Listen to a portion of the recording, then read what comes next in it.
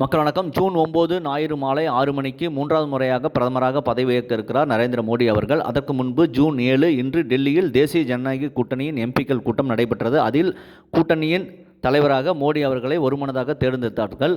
கூட்டத்தில் பேசும் முன்பு பிரதமர் மோடி அவர்கள் கான்ஸ்டியூஷன் ஆஃப் இந்தியா அரசியலமைப்பு சட்ட புத்தகத்தை வணங்கிவிட்டு பேசினார். இந்த அரசியலமைப்பு சட்டம்தான் ஏழ்மையாக பிறந்த என்னை இந்த பதவிக்கு உயர்த்தியிருக்கிறது என்று பெருமையாக குறிப்பிட்டார்.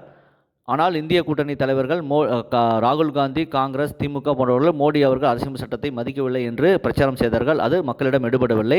காஷ்மீரில் கொடுக்கப்பட்டிருந்த சிறப்பு அந்தஸ்தான ஆர்டிகல் 370 மட்டுமே பாஜக நீக்கியது. அதை காஷ்மீர் மக்கள் வரவேற்றிருக்கிறார்கள். பாஜகவுக்கு 2 எம்பிக்கள் வெற்றி பெற்று தந்திருக்கிறார்கள் என்பது அது குறிப்பிடத்தக்கது.